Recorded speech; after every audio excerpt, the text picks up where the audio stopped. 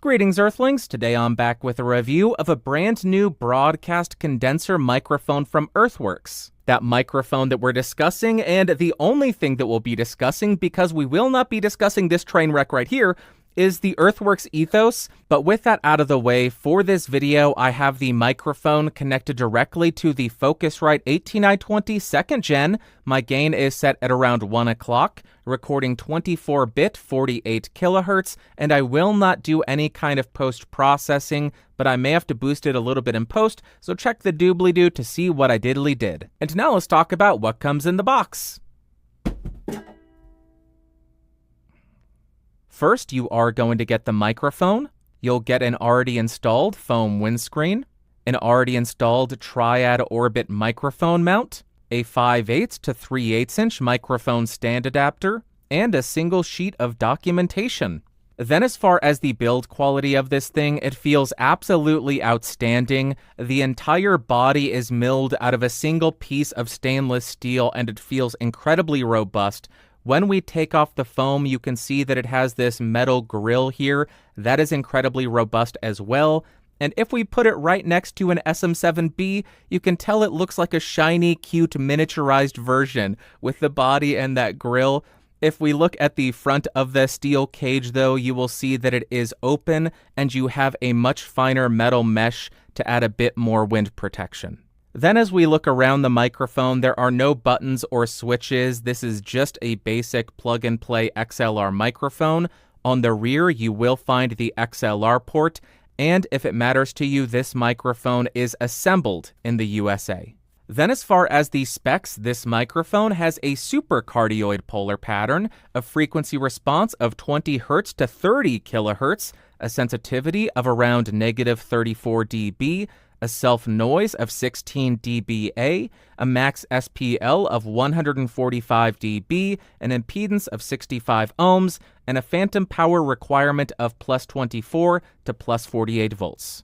Now I am spinning around the Ethos to 90 degrees so you can hear the off-axis rejection and coloration. We'll continue around the microphone to 180 degrees. Here's the rear of the mic. Continuing around the microphone to the second 90-degree angle, there we are, and then we will rotate and end at the front of the microphone. Now let's test the plosive rejection of this microphone with the provided foam windscreen. Please bring pizza pronto. Please bring pizza pronto. Please bring pizza pronto. Now I'm right on top of the microphone to demonstrate the proximity effect on this thing. Now I'm about 3 inches off of the microphone with it pointed at the corner of my mouth, and here is how it's sounding. Now I'm about 1 foot away from the mic. Now we're about 2 feet away from the microphone, and about 4 feet away from the microphone. Now I am typing on a keyboard with Gatoron blue switches to see how much of my voice versus how much of the keyboard it picks up. And for the game folk out there, now I am typing on the SAD W and spacebar keys. Here is how the microphone sounds in a well-treated room. There you can see the microphone is right in frame, a couple inches away from my mouth, and here is how the mic sounds in a completely untreated room. Now I want to test the shock rejection of this microphone, so I'll start by tapping on my desk to see how much of that noise it can reject. And then I'll tap on the boom arm.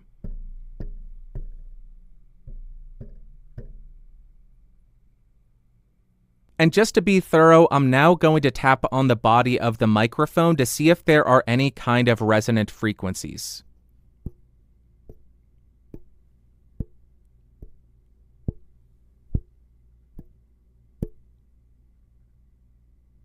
And now I want to see what kind of effect the provided foam windscreen has on the tone of the recording. So currently I have the provided foam windscreen installed, and here is how it's sounding. And now I have removed the foam windscreen, and you can really hear the top end just open up and come to life. So you can really use that to your benefit. When I was recording the acoustic guitar and electric guitar, which you'll hear later, I took off the foam to really capture a bit more of that top end. So that is what the foam windscreen does to the recording. I'll put it back on so you can hear it one more time before we move on. And here we are with the foam windscreen installed on the microphone again, and it dampens down that top end quite a bit.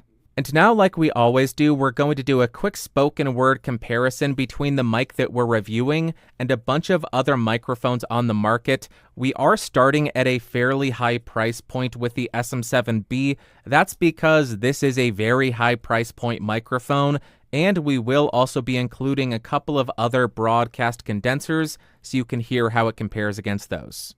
Like always, we'll start on the mic that we're reviewing. This is the Ethos. I am 3 inches away from the end of it, gain at 1 o'clock, and here's how it sounds. All right, we're starting at a very high price point. This is the Shure SM7B in neutral mode. I turned off 48 volts. My gain is at 100%, 3 inches off from the end of this microphone, and here is how it sounds. Dynamic versus condenser. Let's jump back and do more of these. Back on the Ethos, nothing has changed, and here's how it's sounding. Let's jump to the next mic. Now I am on the Rode Broadcaster. This is another broadcast condenser microphone. I am 3 inches off. My gain is at 1 o'clock and 48 volts is on, and here's how it sounds when I make disgusting mouth clicks. I hated that. Or maybe I just heard that in my head. I don't know. Next microphone. We are back on the Ethos again. The foam windscreen is still installed because that's how the majority of people will be using it. And here's how it sounds. Let's jump to the next mic. Now we are on the Electro Voice RE20. I am 3 inches off of this thing. My gain is just shy of 100%, so I would say maybe 445-ish. This is a dynamic microphone. Here's how it sounds. Let's jump back to the EARTHWORKS and do more comparisons. This is the fourth comparison. I am back on the Ethos, and here's how it's sounding. Next one or something. Now we are on a more affordable option from EARTHWORKS. This is the Icon Pro. I am 3 inches off of this thing. My gain is still at 1 o'clock, and here's how this sounds. What do you hear as a difference? Which one do you like better? Let's jump back to the Ethos and do a bunch more of these things. You would think that after 600 or 1,000 videos, however many videos I've made on YouTube, I would be able to speak. I am still unable to speak. This is the Ethos. Let's do another microphone comparison. Now we are on the Lauten Audio LS208, another broadcast condenser microphone, 48 volts on, and my gain is at 430 because this is a very quiet condenser microphone. But there you go, Lauten Audio LS208 with the provided foam windscreen on for you. And let's jump back to the Ethos and do more comparisons. This is the EARTHWORKS Ethos again, 3 inches off, gain at 1 o'clock. Check the lower third to see how much I boost each of these in post. And let's jump to the 6th, 7th, 8th, I don't know where we are. Next one. Next, we are on the Neumann KMS105, a supercardioid or hypercardioid handheld condenser microphone. I am 3 inches off of the end of this thing. My gain is at 4 o'clock. And here is how a handheld stage condenser microphone sounds like compared to a broadcast condenser microphone. Let's do more. All right, we are back on the Ethos again. Nothing has changed. Just listen to my voice on this to get a feel for the tone of this, and let's jump to the next one. Now we are on the EARTHWORKS SR314. This is another handheld stage condenser microphone. I am 3 inches off of this. My gain is at 1 o'clock. And here is how this sounds compared to the Ethos. One made for stage vocals, another made for broadcast vocals. What do you hear as a difference? Let me know in the comments. I know what I hear, but you tell me. And let's do 2 more comparisons. Is this the 8th comparison here? I have no idea. But we have the magic of post-production, so I will go ahead and make this the 8th in the lineup. Next microphone. Now we are on the Neumann BCM705. This is Neumann's only dynamic microphone, and it is a broadcast dynamic. I am 3 inches off of this thing. My gain is set just shy of 100%. I would venture a guess and say 447 on a clock dial. And here's how this sounds. Did I say $700 broadcast dynamic, 3 inches off? Let's jump back and do one final comparison, and I think you know what it's going to be, and I think I already said that in this next bit too. Whatever. And if I am not mistaken, this is going to be the final microphone that we compare it against. Y'all know what it's going to be, but first up, this is the Ethos. Let's jump to the last microphone. And finally, we are on the Neumann U87AI. This is meant to function as a control from video to video to video. It's not a fair comparison in 99% of these videos, but this is a multi-pattern condenser microphone, cardioid mode, no high-pass filter, no pad, gain at 11 o'clock, 3 inches off, and here's how it sounds. That's all I've got. Those are the comparisons. Let's jump to the music test now.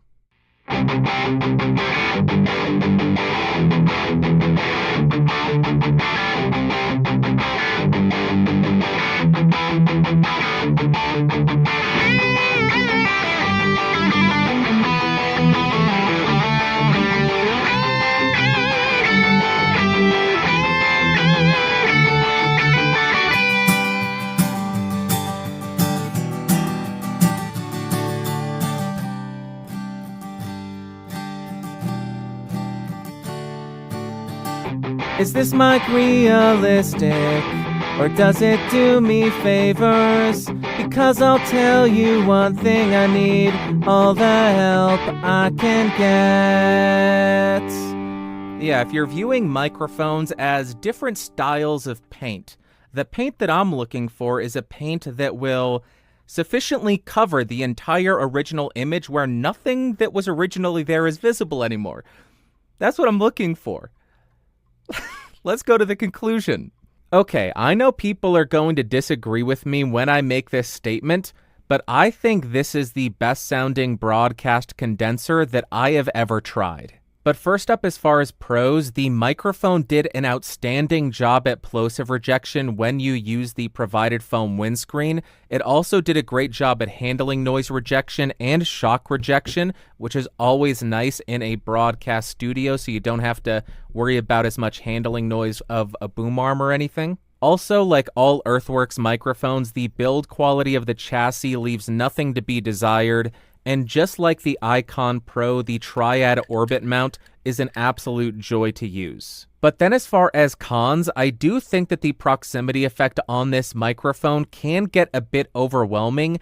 And as far as the background noise rejection, it is pretty good, but it still picked up quite a bit of the clickiness of my keyboard and quite a bit of room tone in the untreated space. And now, what are my overall thoughts and opinions of this microphone? On the electric guitar, it's a very similar story to the SR314. It has a pretty controlled low end, the mids are nice and pleasing and detailed, but the top end is so articulate and extended that it captures something that is uncommon. Then on the acoustic guitar, I definitely heard more mids than I was expecting, but it was still a pleasing and smooth midsection. The lows were controlled and nothing boomy down there, and the top end was articulate, but it didn't come across sharp. Next up for singing, I wasn't the biggest fan of it with the provided foam windscreen. I think that it tamed the top end a bit too much, so if you're using it for that application, I would take off the provided foam windscreen and use a transparent external pop filter. That way you can get some really nice detailed and really articulate vocals, similar to the SR314. And finally, for spoken word, that is my favorite application for this microphone. The low end has this really appealing weight and body to it, but it doesn't come across as muddy or unclear. The mids are incredibly detailed and clean, but it doesn't come across as scooped, and it completely avoids any kind of nasalness to it, which is wonderful to listen to. And then the top end is crisp, detailed, and articulate, but it doesn't come across as overly sibilant. It doesn't become fatiguing. I just love this thing on spoken word. And to wrap up, would I recommend the EARTHWORKS Ethos? For spoken word, absolutely. I'll start by saying, compared to something like the SR314, it doesn't create that same sense of excitement when you first hear it because it does have a more tame top end. But for long-form podcast and broadcasting, I think that's a benefit for the Ethos because over an hour, 2 hours, 4 hours, those higher frequencies might become fatiguing for the listener. But if you're looking at this microphone solely for music applications, I think it becomes quite a difficult sell. But if you bought this for spoken word and then you want to record some music, I think you can absolutely use this and get great results. I just don't think you should be buying this exclusively for music. And the last thing that I want to say is if EARTHWORKS comes out with a foam windscreen that is compatible with the SR314 or the Icon Pro, I'll definitely pick that up and try them out to see if it can bring either of these other microphones closer in line with the EARTHWORKS ethos. And that's it for today, but I want to pass a question off to you. I know I am bold by saying this is the best sounding broadcast condenser that I have tried out. I want to hear from you. What do you think about this microphone? Do you think it is the best sounding broadcast condenser? Or do you think one of these other condenser microphones or a broadcast dynamic